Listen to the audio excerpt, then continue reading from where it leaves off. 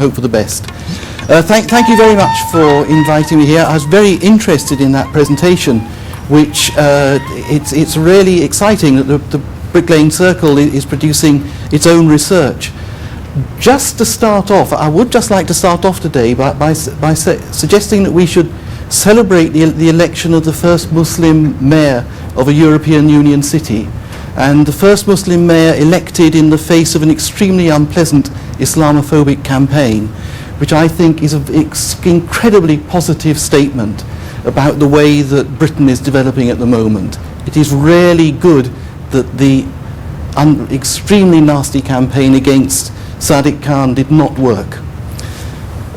You may have seen in the programme, this was originally supposed to be a double bill with me and my wife, Dr. Nazia Khanum. Nazia can't be with us today and wasn't able to participate in it because she's got involved in a project which is being directed from Vienna, working with Muslim mothers. And she's been having people coming from Vienna and Paris and Brussels over the past 6 weeks, and she hasn't been able to settle down and do anything for herself, as it were. So what we decided was that I would go through, between us, we do a lot of work sort of in housing, social development, community development, just on our own. Every so often we've done research and produced papers, usually where it's being commissioned by somebody. Quite often, a lot of our work has been commissioned by the Asiatic Society of Bangladesh in Dhaka, and we've produced work for them. One paper from Nazia was commissioned by the Brick Lane Circle 5 years ago.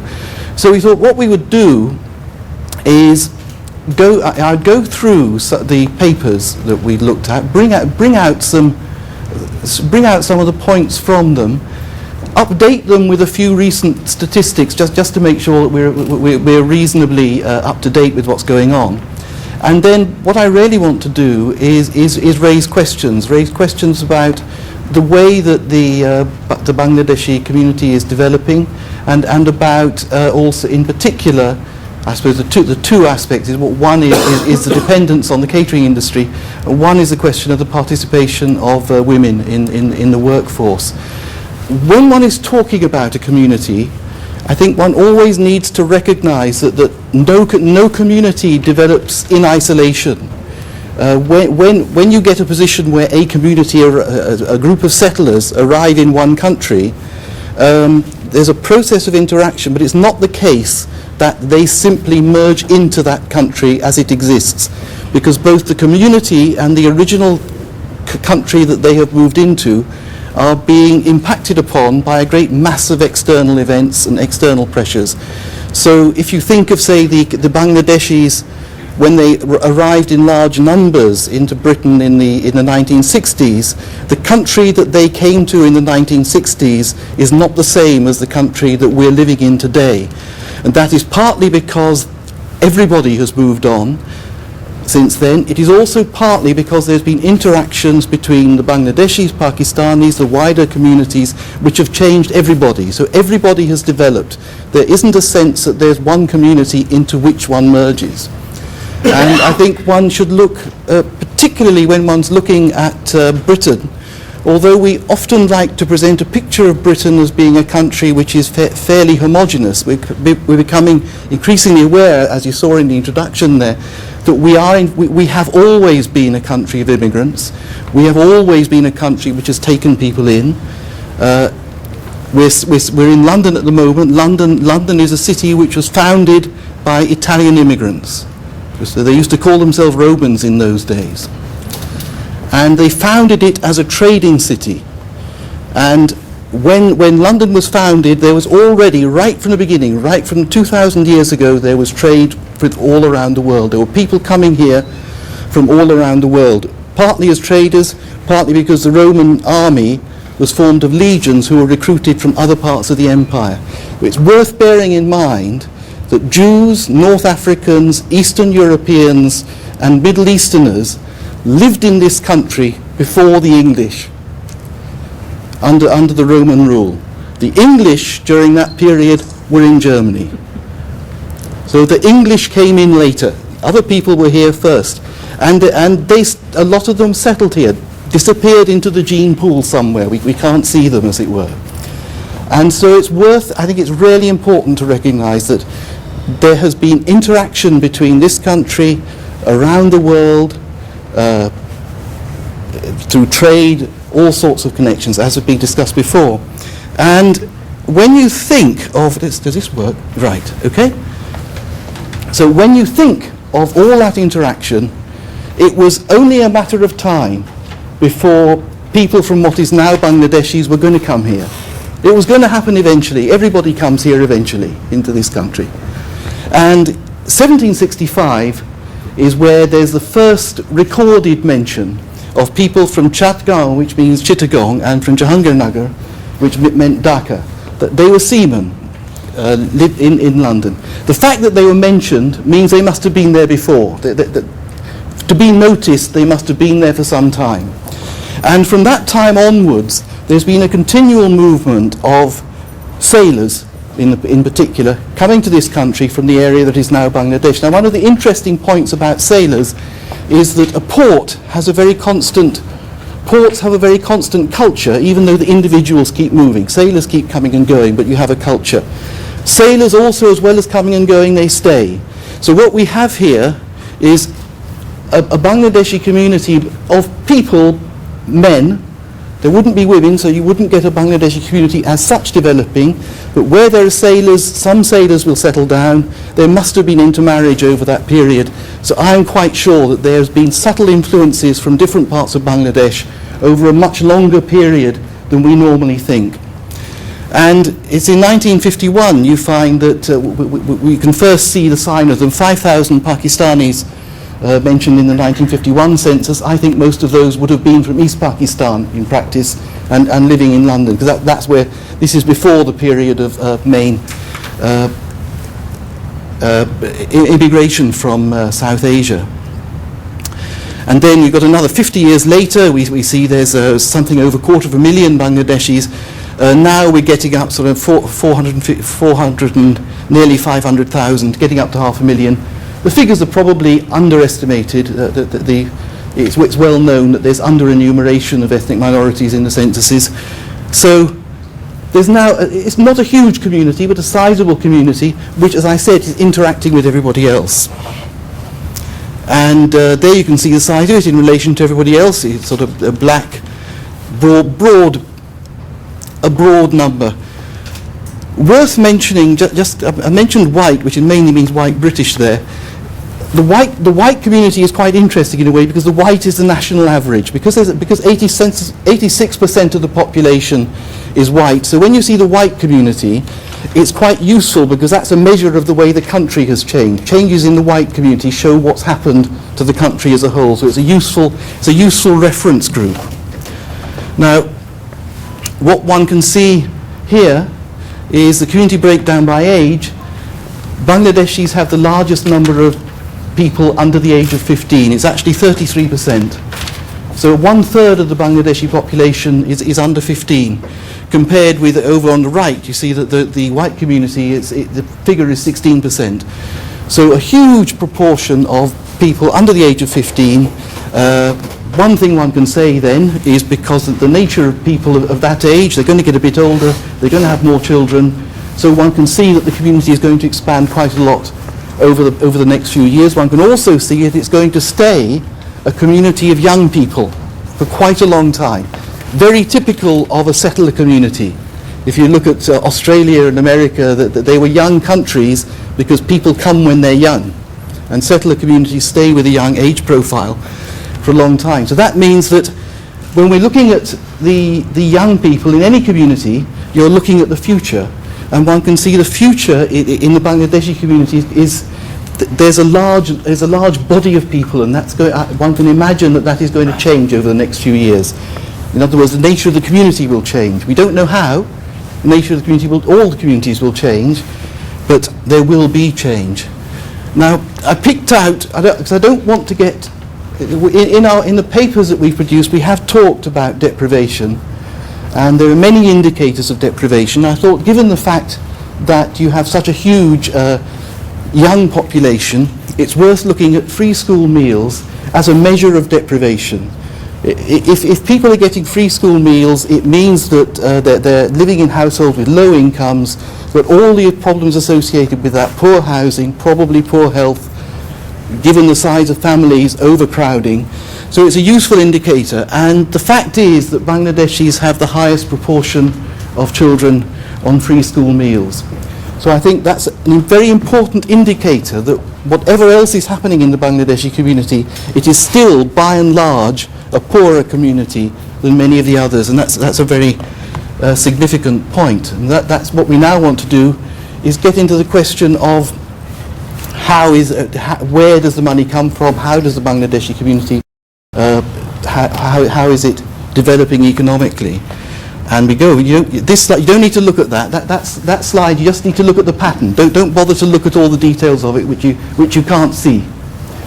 The important thing there is, if you've noticed, there are three communities where I've highlighted some figures, and that's the Bangladeshi community, the black community, which is a combination of Caribbean and African, and the Chinese community. Those are the three communities where over 25% of the community is engaged in one sector of the economy. In the black community, it's health and social services. Predictable, very predictable. In the Bangladeshi and the Chinese community, it's catering. Again, it's what you'd expect. One of the questions I really want to raise is that I think that is very striking, that 25%, over 25% of the Bangladeshi community are engaged in catering. Now, I think we all know it's quite well known what a huge impact the Bangladeshi restaurants, or Indian restaurants as they're normally called, have had on British society as a whole. You know about chicken tikka masala becoming the most popular dish. I think when one talks about the impact of Bangladeshi cooking cuisine restaurants on food, one actually understates the importance of the revolution that Bangladeshi restaurants brought to this country. Now, I think it's something to be really interesting to look at. I don't know how one would, but I'm actually old enough to remember what eating out was like when the Bangladeshi restaurants were just starting in this country. And I can tell you, eating out in Britain in the 1960s was a pretty grim experience. Because what you had, as now, you had very expensive restaurants. If you were somebody on an average kind of income, that was the kind of place where you were made to feel a fool if you couldn't pronounce the wine properly, where you spent all your time worrying about whether you could actually afford the bill at the end of it. Down at the bottom level, you had greasy spoon restaurants where you could, if you liked fried food, that was fine, but they weren't open in the evenings. And then rarely, there were steakhouses. There wasn't much else, the occasional Italian restaurant, but basically if you didn't like steak, you wanted an evening out, you were stuck. And what the Bangladeshi restaurants introduced was a luxury dining experience at affordable prices. Because the reason why Bangladeshi restaurants became so popular, as far as I could see from that time, was because people could go for an evening out, they didn't have to worry about the bill, they didn't have to worry about their pronunciation, they couldn't even pronounce the names of the food that they were being offered, and the waiter was absolutely delighted to tell them what the correct pronunciation was, what was involved in it. They were ushered into the restaurant as if they were somebody very important, and they were given an experience of dining out, of which the food was only one part of it. And I think that made an incredible difference to the way in which people thought about dining out. It meant that dining out, really enjoying a sort of a luxury night out, was not something that you had to be fabulously wealthy to do, and that made a huge difference. The other thing, of course, that both the Chinese and the Bangladeshi restaurants introduced was the takeaway, which is that you could actually take food home with you. And again, I can actually remember the first takeaway. I can remember it was in 1963, because that was the year that my father was sent as British Trade Commissioner to East Pakistan. And the East Pakistanis in the restaurant were obviously very excited to know that he was going. And they said, do you know we're offering a takeaway service? So that's very interesting. So the way takeaway worked then, you didn't have the little boxes that we have now, so we used to take our Tupperware bowls with us, bring our own bowls down, they'd fill it with food, and we'd take our bowls back again and eat it at home. Later on, it became much more organised, and we had the boxes that you have now. But again, that was a fantastic breakthrough that enabled people to have good food at home. And the Bangladeshis were the pioneers in that. Now, I can't remember the figures now, but I know quite recently, in the past, we saw that the Bangladeshi, the restaurant, the economy of the restaurant sector is equivalent to the iron and steel sector in Britain. Now, thereby lies a tale, because in Britain, as you know, we know all about being pioneers, because Britain is the country that developed the Industrial Revolution effectively, developed the iron and steel industry. When you're a pioneer, what happens is other people copy you. And in the case of Britain, before you know where you are, the Germans, the Americans, the Japanese are doing it better, and you start to slip back. And I would say that there's a real risk now in terms of the Bangladeshi experience. You've built up, they've been pioneers, they've built up a revolution in eating. It is now possible in Britain in a way that is quite inconceivable 50 years ago, that you can now eat out in all sorts of different types of restaurants. You can, if you want takeaway, there's perfectly good takeaway available from supermarkets. It may not taste quite as good, but if what you're looking for is just a quick takeaway meal, it's there. There's a very great competition, I think, coming from I'm interested that we're going to have a presentation later today about the catering business, and maybe this is something that's going to come up, because there's a great deal of competition coming from other areas in terms of catering. And one of the problems with catering as an area to focus on is, of course, it is a notoriously underpaid sector of the economy.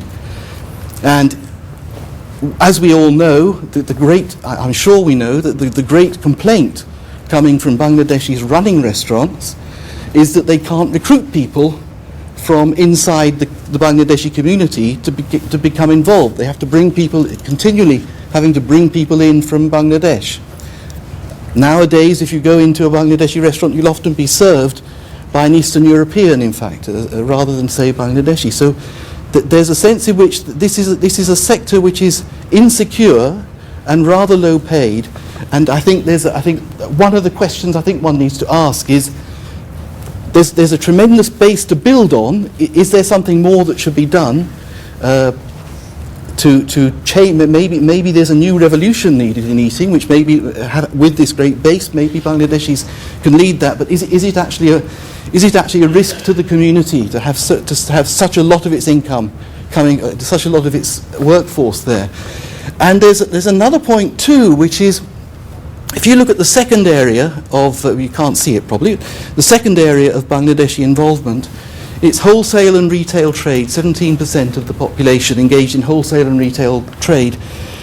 A lot of the wholesale will be about servicing the restaurants. But if you look at retail, if you compare it, say, you have the Indians, they have also about 17% of their population engaged in retail. That is probably the stereotypical corner shop and pharmacy, catering to a wider community, just as the way that Bangladeshi restaurants don't cater for Bangladeshis, they cater for the wider community. My impression, and again, I think it would be an interesting area to look at, my impression is that the Bangladeshi grocery stores, for example, are probably catering more for the Bangladeshi community than for the wider community. So in a sense, what's happening is that the money that's coming from catering, from the wider community from catering, is coming into the community through grocery stores. So in a sense, it could be that the accommodation and catering and the retail trade are both linked. So it might be that there's quite a large part of the Bangladeshi community which may not be directly involved in catering, but is still dependent on it. And again, is that a risk? I think it's worth thinking about. Now, let's start to look a bit about patterns of employment and get a sense of how things are changing within the Bangladeshi community in terms of employment. There's a figure here, it's quite dramatic actually. 2001, Bangladeshi women moved up from roughly 20% to about 40% employed. Bangladeshi men, a big movement up. In fact, if you look, it's interesting, if you look at the Bangladeshi men, their employment is pretty much similar, pretty similar to all the other communities. The Bangladeshi women, it's still quite a lot lower. I think employment is always a bit risky to look at, because with employment you're never quite sure what employment means, especially when you're talking about 2015. It probably includes 0 hours contracts, all sorts of part-time working, could be anything in there. I actually rather like economic inactivity. If you're economically inactive, it's a rather peculiar expression, but it means that you're not actually engaged in employment. You're not looking for employment. You're not trying to become employed. It could be that you're looking after relations, your children. Could be that you're disabled. There may be many reasons for it, but the point is you're not engaged in the economy in that way, and so your economic activity level is, as it were, your community aspiration. If you're thinking of if you're thinking of your engagement in economic activities, and recognise there are many other activities to get engaged in apart from economic activities. There's a whole question of social activity, all sorts of other things. But if you're looking purely at the economy, your economic inactivity rate, or your economic activity rate, is, as it were, your aspiration for the community, for your community. So that, for example, it's very striking here. 2001, 73%, nearly 3/4 of Bangladeshi women were economically inactive, not engaged in the economy at all. And in 2015, it's gone down to 50%. That's a huge change. Still, if you're looking at, say, at the others, apart from the Pakistanis, it's still economic activity rate is way above other communities apart from the Pakistanis. In the white community is 25%. When you look at the Bangladeshi men, the economic inactivity rate is actually very similar to everybody else now. So there's a sense in which the Bangladeshi men, all the various communities have converged, and Bangladeshi men are there with the rest of them. The Bangladeshi women aren't. And I think this is a really important point, because this is, as I said, I like to think of this as being a sort of measure of aspiration.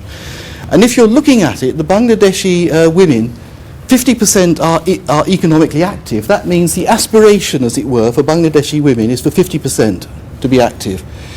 42% were employed, so that means they achieved 84% of their aspiration. Their aspiration was 50%. They achieved 84% of their aspiration.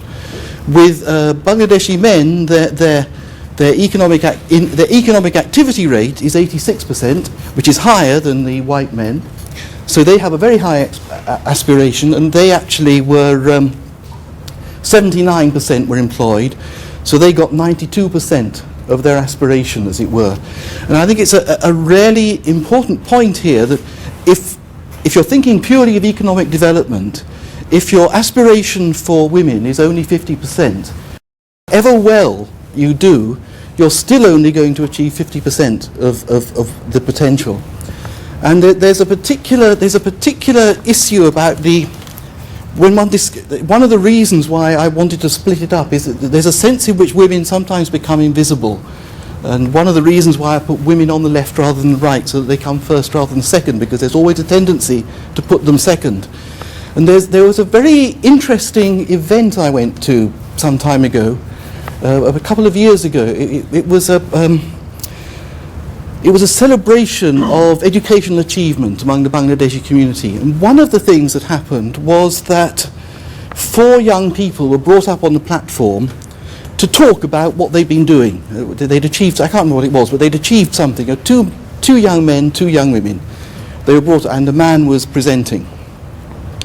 He had a microphone, and he handed it to one of the young men who said what he wanted to say, who handed it to one of the other young men who said what he wanted to say. Then they handed it back to the presenter, and it was all going to end at that point, until one of the young women grabbed the microphone and spoke.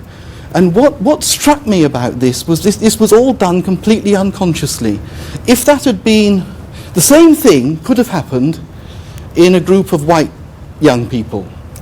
If it had been done in a group of white young people, the men might have cut the women out, but they would have done it deliberately. It would have been a very conscious act that they would have tried to prevent them from speaking. In this case, it was done completely unconsciously, because the women simply didn't register in their minds as being there. And I think one of the things one needs to think about when one is setting aspirations for the community, setting targets for the community, have you included women in those targets, or are they invisible? Are you simply overlooking them almost accidentally? Because things are changing, but what are they changing quickly enough? It's something that one needs. There's plenty. Just to make it absolutely clear, there are plenty of things wrong with many other communities. There's plenty of misogyny. There's plenty of discrimination against women in the white community, all other communities. But I think there's a question, particularly one can see it with the Pakistani and Bangladeshi communities, that is there a sense in which women are sometimes invisible and not really part of it? Worth thinking about.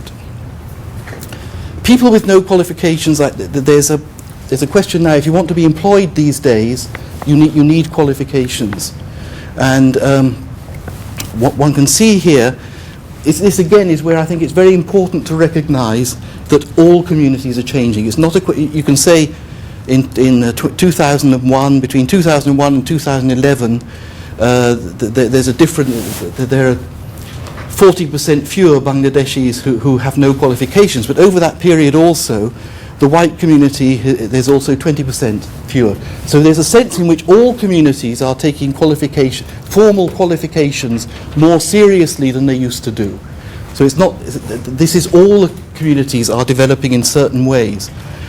And that's why it becomes very interesting to look at it in terms of gender and age. Look at it in age in particular. When you're looking at the community over 50, you're looking at the world as it was 30 years ago, looking at 30 to 40 years ago. When you're looking at people under 25-ish, you're looking at the world as it will be in a few years' time. So when the older people, you're looking back. And if you look back, you can see the white British, 33% men, no qualifications, men over 50, 44% of white women over 50, no qualifications. 30, 40 years ago, if you wanted to be if you were expecting to move into a factory or to do a secretarial job or something like that, you didn't need formal qualifications. It was less important in those days than it is now. And so similarly, for Bangladeshis who are over 50, you find that there's a large proportion who are not qualified. And there's a huge distinction. If you look at age 50 plus, 53% of men, 75% of Bangladeshi women. Then in 16 to 24, 10% of women, 9% of men. Almost nobody unqualified in that younger age group. But in all the communities, you see the same pattern. That the older community is less the older people tend to be more people with no qualifications. In the younger generation, almost nobody with no formal qualifications, because that's the way the world is moving. I don't know whether the figure is correct. I was very struck on the television news the other day. A reporter said that out of 2.9 million jobs created in America in 2014, 2.8 million were for graduates. I don't know whether the figure is correct, but it's an interesting illustration of the way things have changed. Because even 10 years ago, that wouldn't have been credible as a figure. But now, almost everybody needs formal qualifications, and the position among the Bangladeshis is that they're sitting there among the 16 to 24-year-olds. There's almost no distinction between the different communities. The Bangladeshis are on the same level as everybody else in terms of that.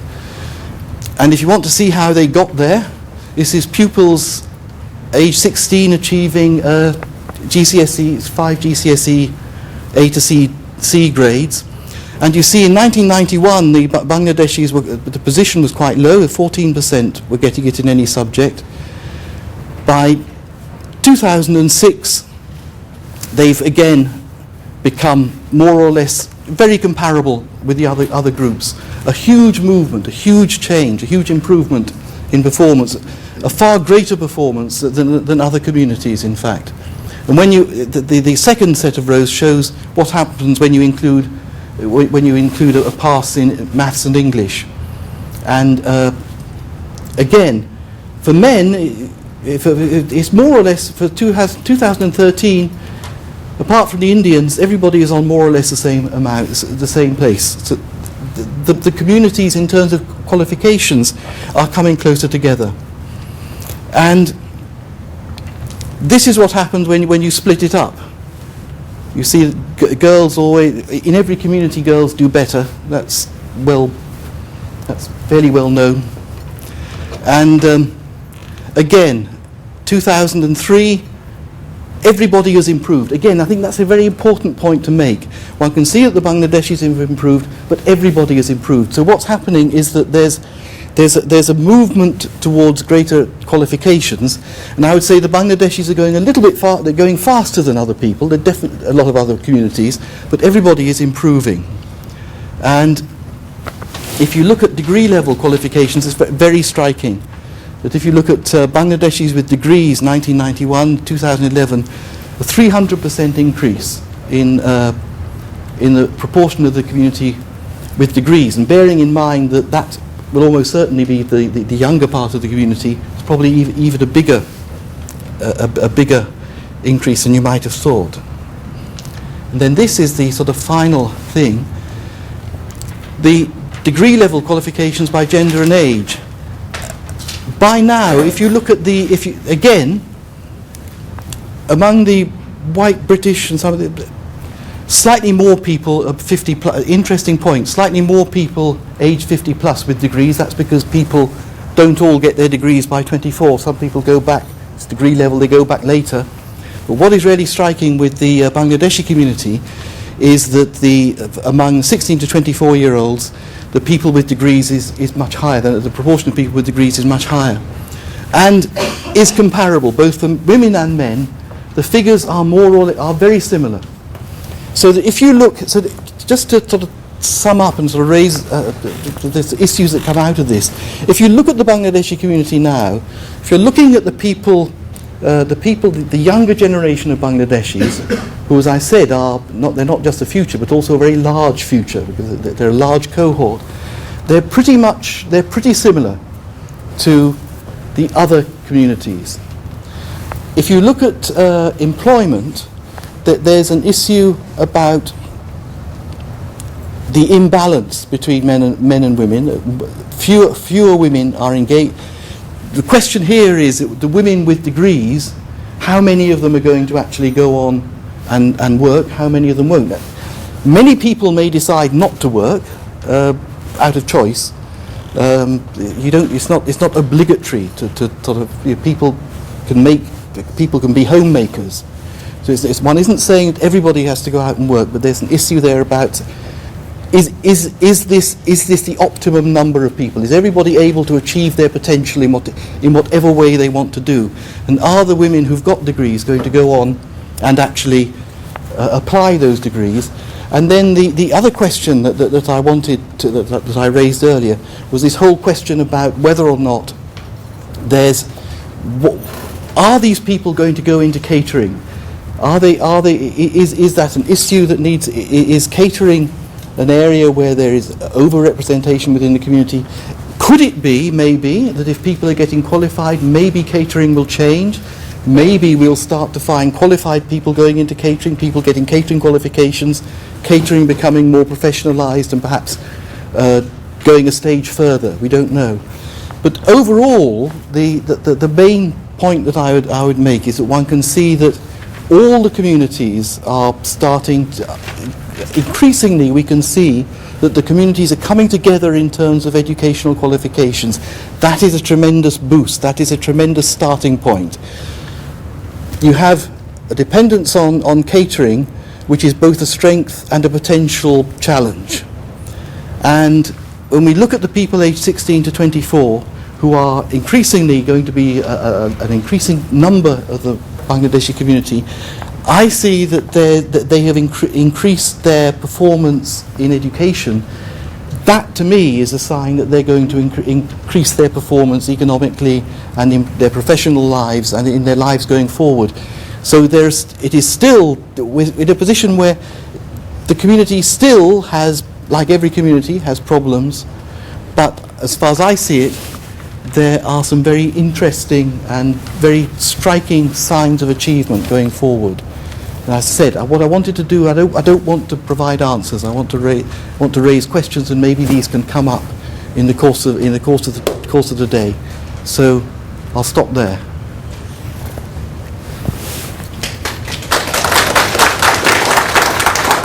You can sit here to see your face. Right.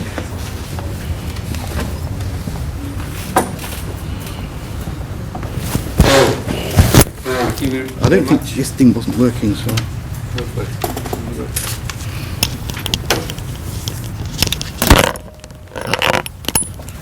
There's probably a button I was supposed to.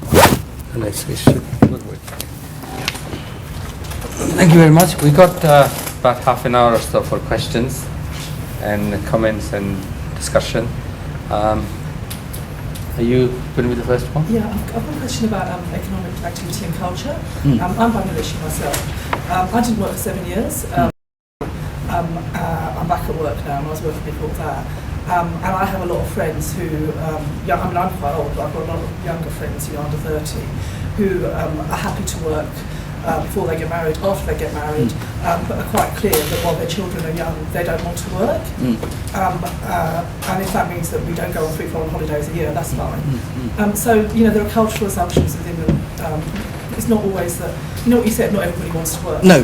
There are very valid reasons for not doing that, whether it's social, familial, charitable. Yeah.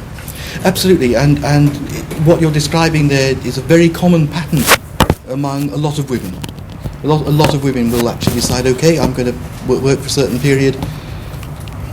Especially while the children are young, they need a mother around them, or the stability. I will not work for a while and I'll come back later. I think the point is that when there's such a large number, when it's 50% of the women who are not active, is that their choice? Yeah, but that figure, the economic activity figure, must relate to older women, because the 16 to 24-year-olds aren't going to be called into that, because a lot of them are still going to be in education. That would be interesting. Yes. There's a lag, isn't there, between your economic activity figure and the educational figures? That would be quite likely. Yes. Yeah. But it would still be quite a lot. I think Mara is Hello, thank you very much. I've got a couple of points, so bear with me. I really enjoyed your talk, David. I think it's a really good start to what Brooklyn Circle has set out to do, and kind of, I've been a supporter for what Honorable has been doing for a while, because I think it's really important to have the platform or the space to have this kind of a debate and a discussion to take forward, like anywhere else. What is it that we're about? What is it that we want to do? And I think as part of the discussion, it's interesting to hear all the facts and figures and the interpretations of it. And I think some of the issues that came up for me, which was, I think I'd like to kind of take it further, is that you started off with the discussion about kind of the figures about how British Bangladeshi children are one of the highest recipients of free school meals. And then we kind of go on to look at the whole kind of the dialogue that you had in regards to the figures around inactivity, activity, degrees and everything else. And more and more, as the last piece that we see here, we're looking at actually if British Bangladeshis are one of the, demographically, one of the largest, youngest population in the UK, and we are where we are here in this, where we are achieving same level of degrees at the end of the day as anyone else within the UK population. So kind of going back to your first thing about the free meal issue, that's actually an anomaly there that needs to be explored further of how that is actually possible. Is that really the true figure? Is that a depiction of what the inactivity is, or if there's something that will actually change in time, and therefore we need to look at that.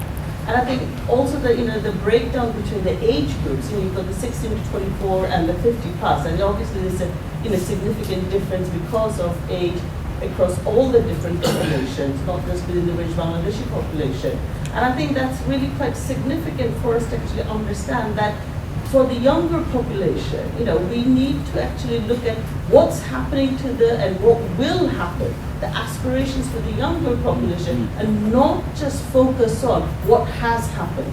So yes, we should look at the catering industry because that's where it has started.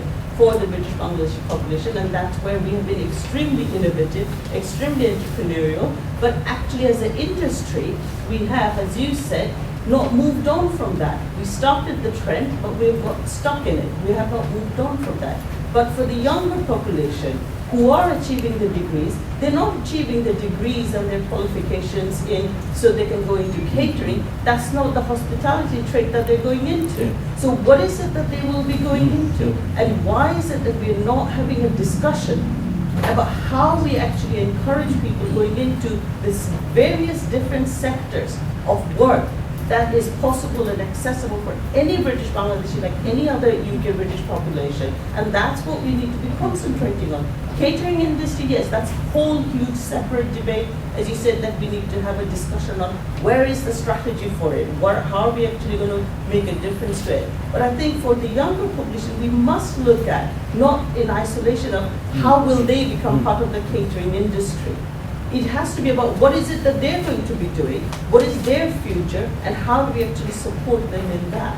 And the last bit was that in regards to women's involvement in their inactivity or their economic inactivity, 20 years ago when I started, went in for my interview to a university, I was told by a university in Birmingham is that yes, we will take you, and they put me aside and they gave me special treatment. They didn't ask me for any grades. They gave me an interview and a place in the university immediately. And when I asked them, so what happens to your students once they have qualified? They said the same thing, is that, well, for our special students, special students like me, Muslim young women, we don't expect you to qualify and go on to do anything else. The policymakers then and the policymakers now have not changed. So unless the policymakers start looking at women across the board as someone who will be active regardless of what their educational achievements are, you're not going to get a difference where women are going to get involved and have higher aspirations or actually achieve the aspirations that they have. So we can continue to have the figures, and it will continue in another 10 years in the next survey that we do for the ONS. We have to look at how policymakers look at how women are, regardless of Bangladeshi or not, and how they become actively involved, and not just give their interpretation of what women will be, whether they're homemakers or not.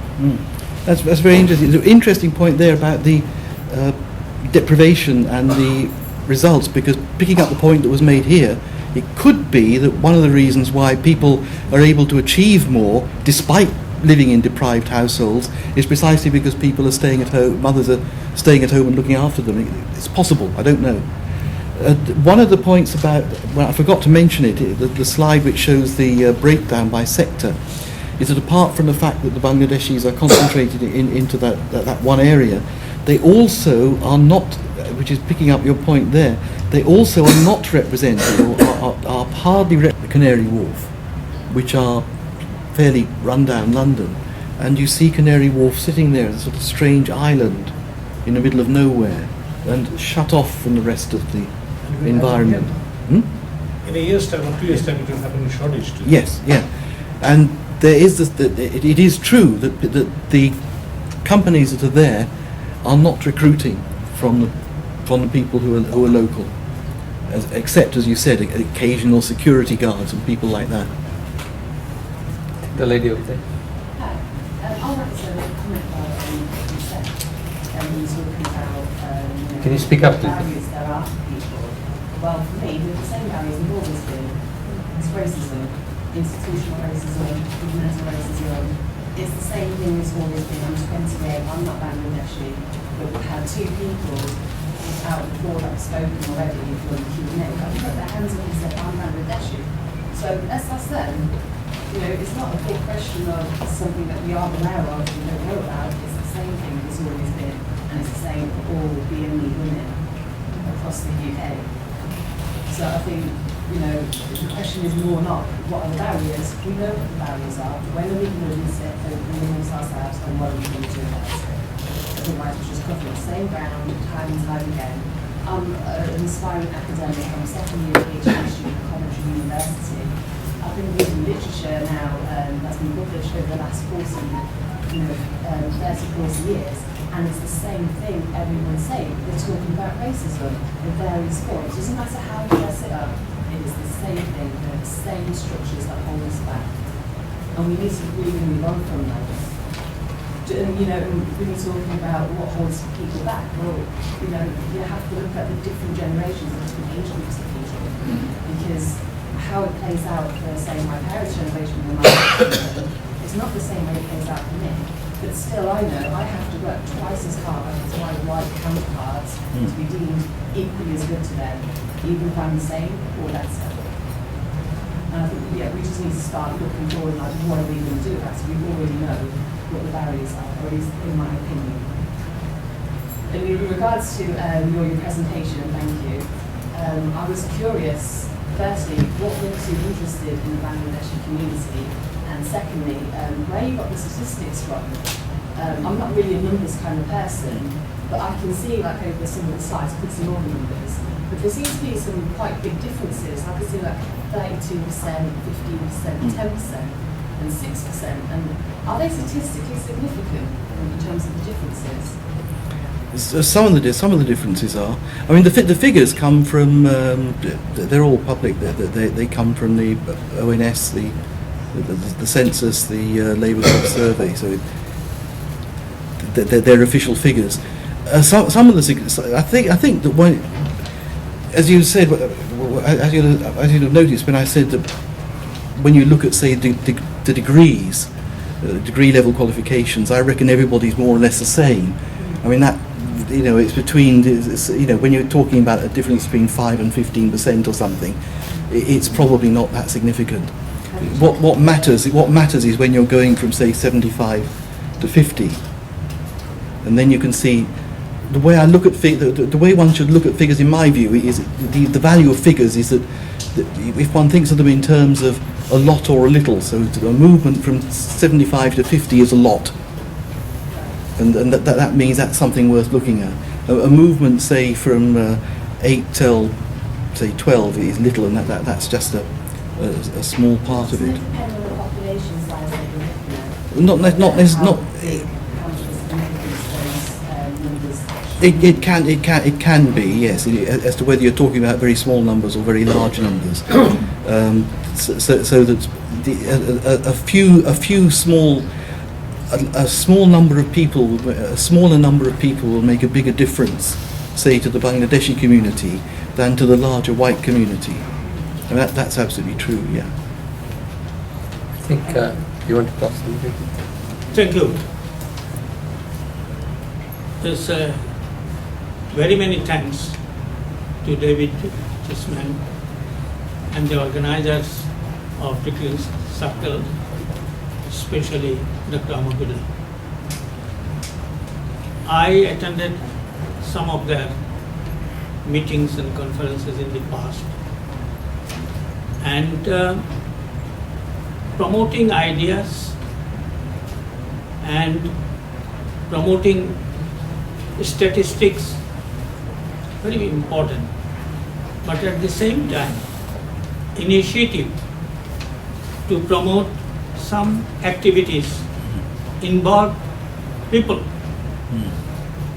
Suppose this great conference with lofty ideas and aspirations. Not very many Bangladeshi ordinary or even intellectuals or people who have done in the past or at the present involved with some activities non-existent. I will request the organizers of Brooklyn Circle and Dr. Nadia Khanum and David Cheesman and those who are involved with these initiatives, there's to try to reach the people.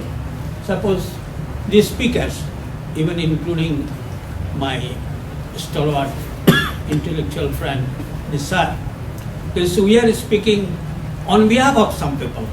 Let the people themselves sometimes give them opportunity to participate ventilate their own grievances or feelings or their aspirations. There's, at the same time, I will not any motivation. The thinkers, the promoters of ideas, this is there does not end their duty or responsibilities.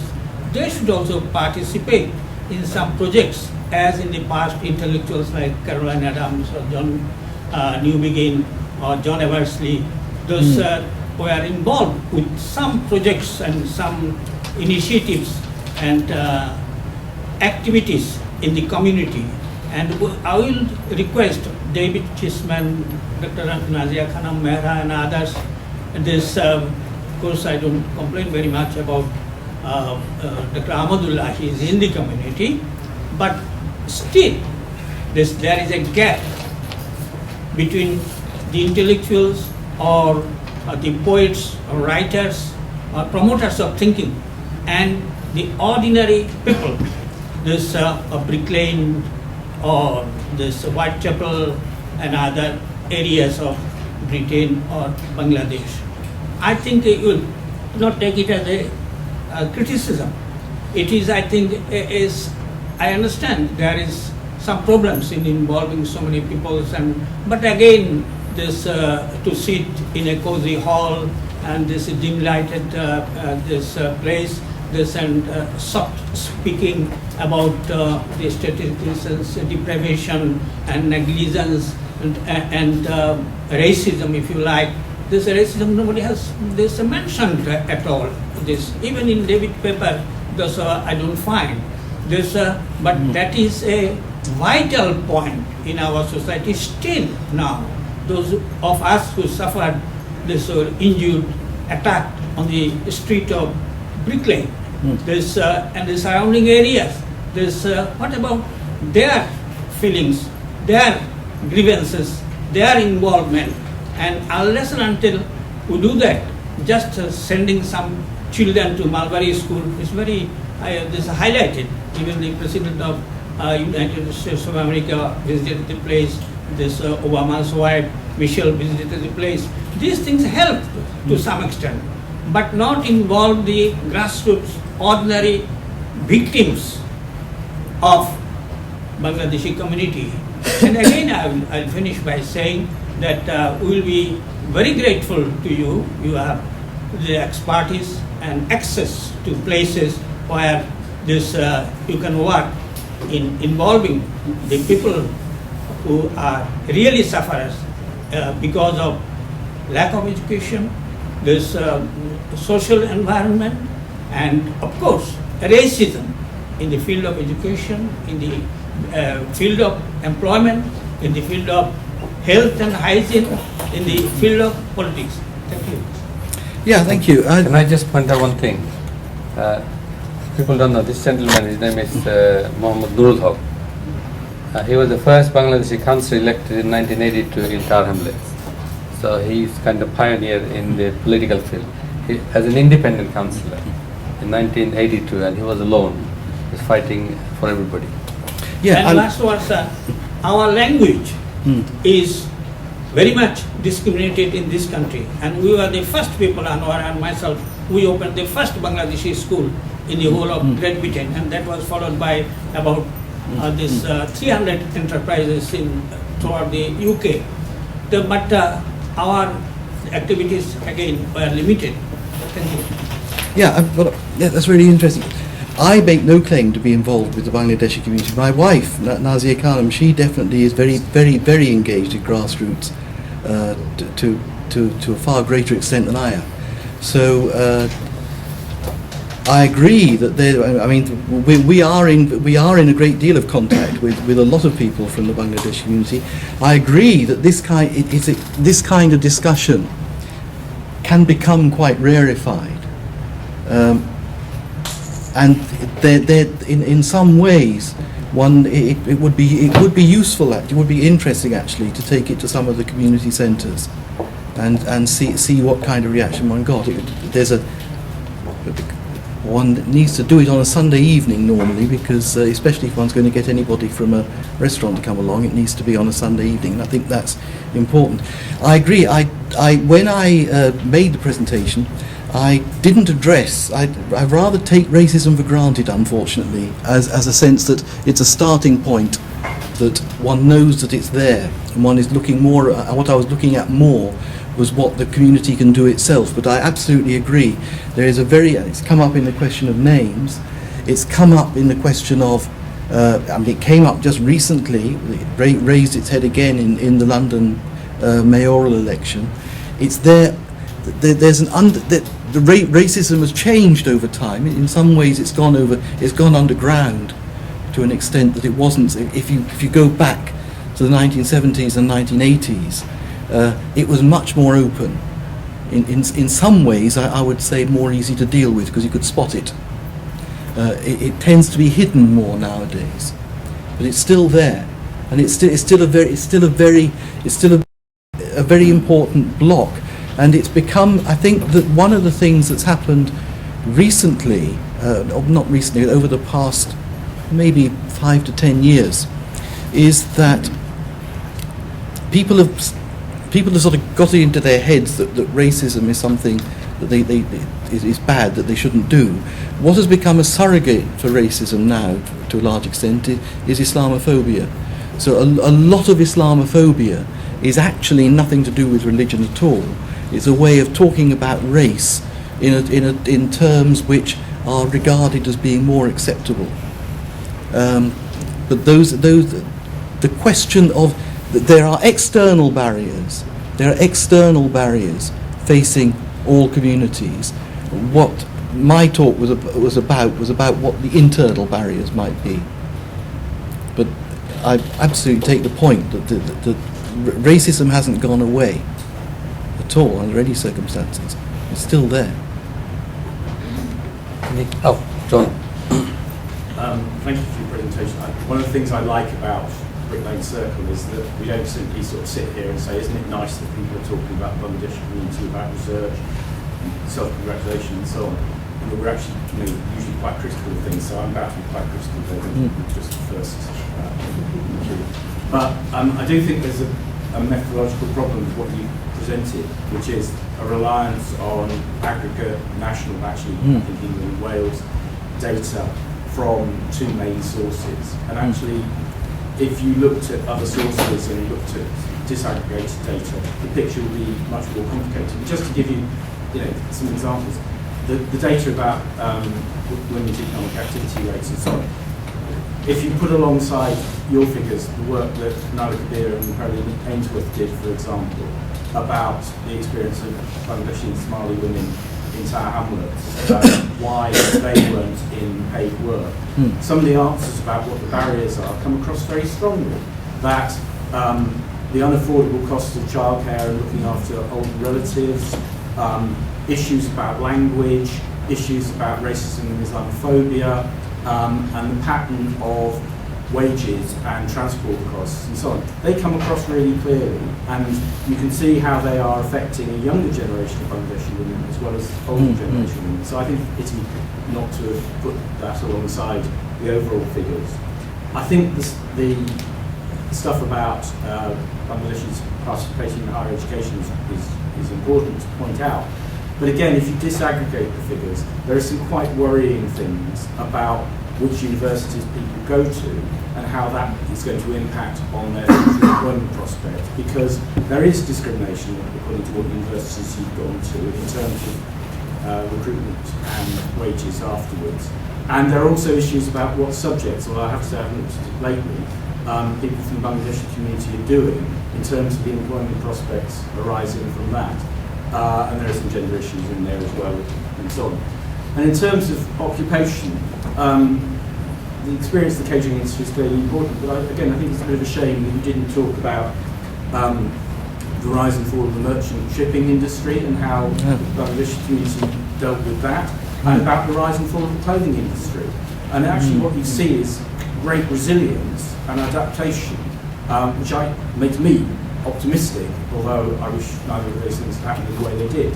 So I think it's important to contextualise some of those figures that we touched on. And lastly, just Nurul just touched on the importance of celebrating and reinforcing the Bengali language in Sulawesi. But there's also the issue that if you look at language skills of Bangladeshis, insofar as we know about them, there are some issues about how that is a continuing barrier, particularly for older women, that we need to address. I'm not particularly trying to criticise you, but I think it's one of the places we can do it in this gathering, is to actually say we need to do the research properly if we're going to make policy out of it. Yeah, thank you. As I said, my intention was to raise questions rather than to provide answers. I think those are all really important points. I think the question of the clothing and garment industry is very interesting. After all, it was a really important, just in this area, that was an industry that employed a lot of people and has more or less gone away. And I do think, I think one of the, if one goes back to the, just using catering as an illustration, the way in which the Bangladeshi community came into a effectively unknown country and created a completely new industry, which simply hadn't existed before, is a very interesting, a really striking example of innovation and creativity and adaptability and also resilience. And I think one of the issues one has to, going back to your point about people with degrees taking up jobs that one wouldn't really expect them to, one of the reasons for that, you go into self-employment, because one of the reasons for going into self-employment quite often is because you can't break through the barrier of employment, because people won't employ you. So to some extent, people went into the catering trade as a way of creating their own industry. And the same thing has happened in other areas. And I absolutely agree. I think the picture, every community has difficulties and challenges and all the rest of it. Looking at what happened to the catering industry, the way the catering industry established, looking at the way people have enhanced their qualifications, it seems to me that that's a sign that the community, the future to my mind is a good future. I see a lot of resources in there. It does mean one still has to one has to deal with the world as it is in that sense. We can take only one more question. Do you want to? Yeah, it's just this point about the university degrees actually, which both John made and you made as well. And I think that's a really good point. And it's not just to do with Bengali children, but the fact is, yes, 15% of our children are going, 15% of our women are going to university. What universities are they going to? Why is Canary Wharf not hiring them? Because you know what? They don't want someone from London Metropolitan. They don't want someone from East London University. I'm 47 years old. I've got a degree from Oxford University. I got a job at Canary Wharf like that. Do you know about that? I was Bangladeshi. So there's no point, and it's a real problem, because our 16 to 24-year-olds are coming out with degrees. They've been told, you're educated, you're the first generation in this country that's got a degree. You've done so well. They get out there and they can work in River Island. And they are, they're disheartened, they've been sold a dream, not just by the government, by their schools, work hard, get a degree. Nobody tells them, actually, you know what, if you go to Greenwich University, that's not worth the same degree as going to Birmingham University. Nobody tells them that. And you get a whole generation of intelligent, disaffected, young, educated children.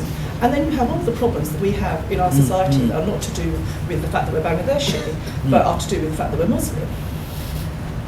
And that's something that I think, if we're talking about policy for 16 to 24-year-olds, and I have young children myself in that age group, and that's something we have to address. It's not enough to look. I thought your presentation was brilliant. The statistics are really interesting, but I also agree with the chap over there. It's a much more complex picture. I'm sure it is. Yeah. So that's one of the questions. That's just a statement. No, I mean a few slides is a gross simplification. Yeah. One recognises that. The idea is to trigger discussion, which I hope it has. Do you want to say anything?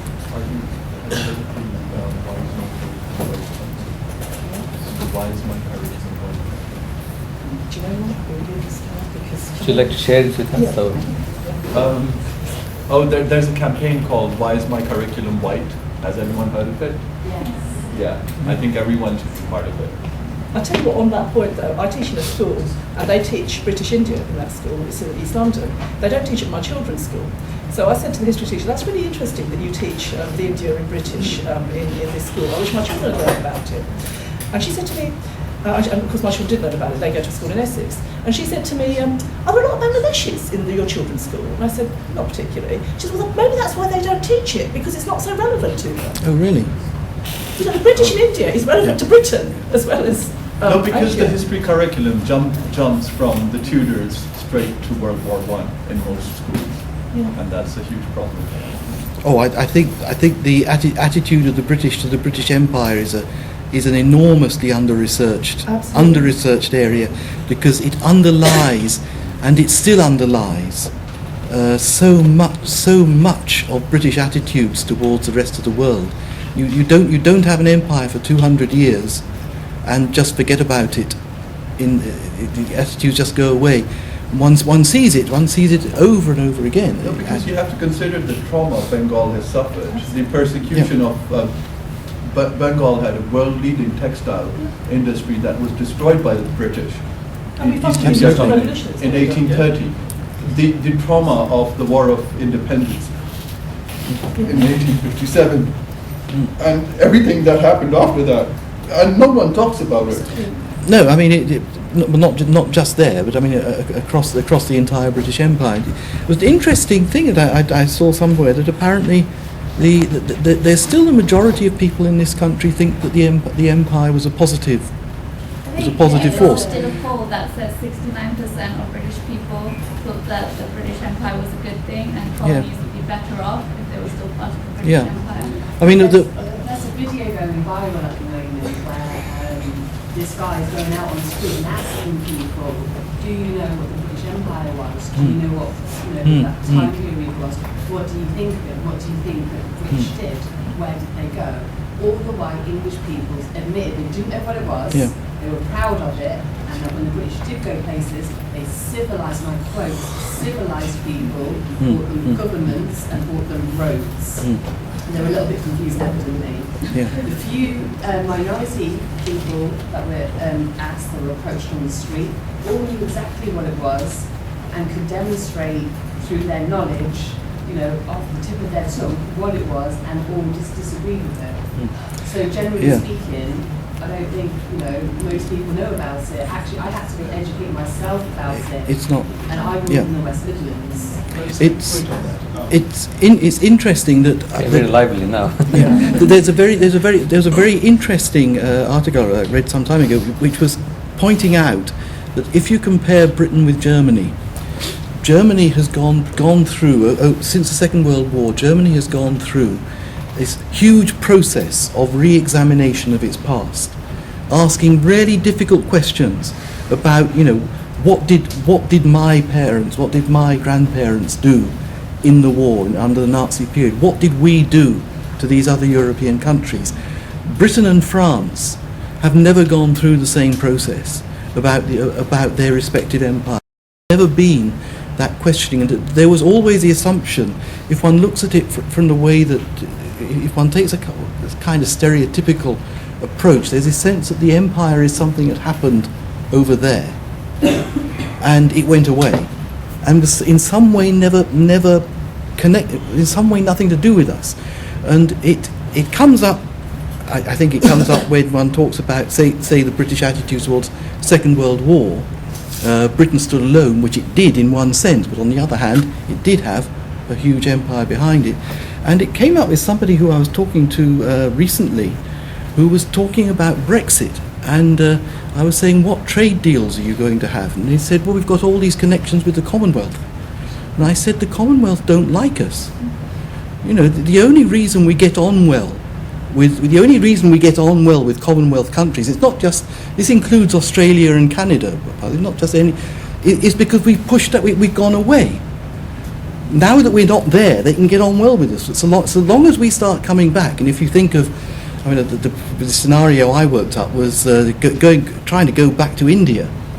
and saying, look, we've left the European Union. Do you remember us? A few hundred years ago, we came here saying we were coming for free trade, and then a little bit later we took over the government. Well, we're back again. I expect you'll be pleased to see us. And it surprises me the extent to which, I mean, you have to deal with history as it is. I don't believe in, for example, I don't have a view that one apologises for what's happened in the past, because I think what's done is done. There's no point in sort of becoming either apologetic or ashamed about it. What you have to do is confront it. You have to say, we did certain things, what does that tell us about how we were? What does it tell us about what is involved in our culture now? What does it tell us about how we ought to react in the future? But you have to face it. You actually have to face. You have to face what's happened in the past. The British Empire is a fact that happened. You need to deal with it, not ignore it. I think last contribution. Okay. Yeah, I just want to make another anecdote.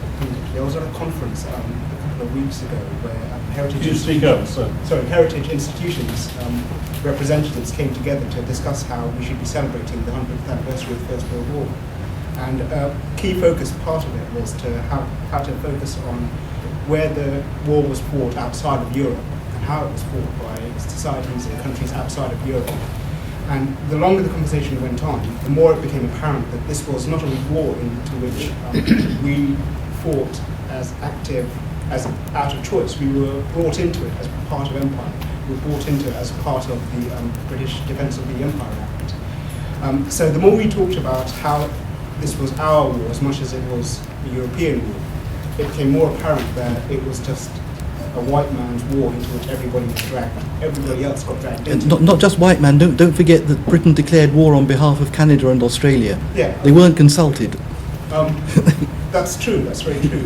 The point that I'd like to make from this, though, is that the emphasis was to look at positives and find positives in ways that we can say that, okay, different communities like the Chinese Labour Corps, they fought in the war. They were celebrated for their part in the war. India contributed almost 1 million troops in the war, 25,000 of which fought on the Western Front. Wanted to focus on that and make it a culturally unifying event.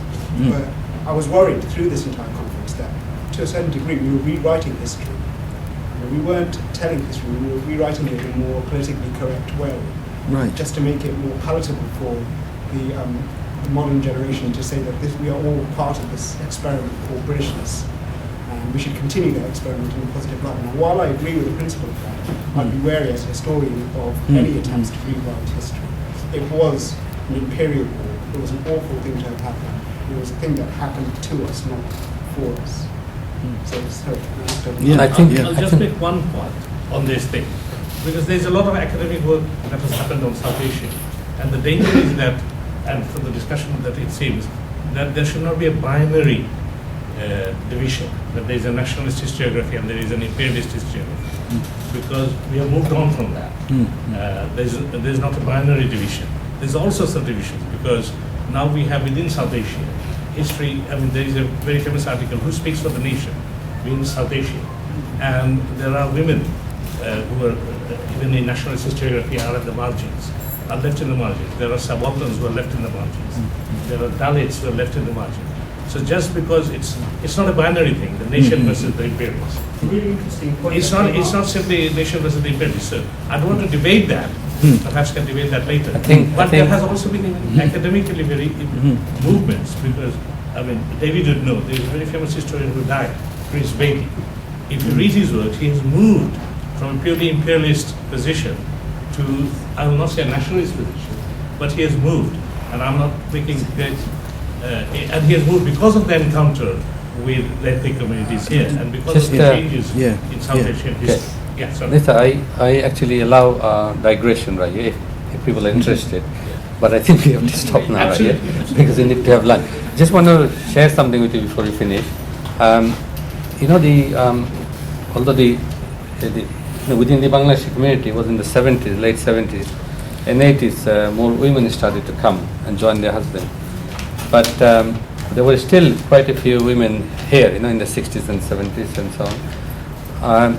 And a lot of the women those days were actually economically active, working from home, machinists, and contributing a lot to the economy, to the household income. I got a job in 1980 in a factory plus showroom near Petticoat Lane. It was run by Indian Sikh gentlemen, and I was cutting the strings from finished clothes, right? But in another room were lots of women who were working on the machinery, and all of them were Bangladeshi women, young women. They probably joined their husband recently, and they were working. So so Bangladeshi women were actually employed, working and contributing. Now, I work at the moment with an organization in Tower Hamlets, and they run activities for women. Many women come to that organization for support. They're in their 40s and 50s, and even in their early 60s, and they're now being pressured by the system to find a job, and they haven't worked. They don't know. They can't speak English. They don't have any other skills, so they come under a lot of pressure. Some of them want to get a job, but some of them just want to sign on and prove that they're looking for a job. But the other thing I want to say, although a lot of these women were employed working from home because it was allowed by their husbands and their families, and a lot of these women were not allowed to go out and work outside. They never even thought that it would be possible, so they didn't get a chance to develop the networking, the skills, social skills and employment skills, and gain experience. And now a lot of these women are being put under tremendous amount of pressure. I don't know how they will ever get a job, but they're under a lot of pressure. Just something that I wanted to share with you. Now we are running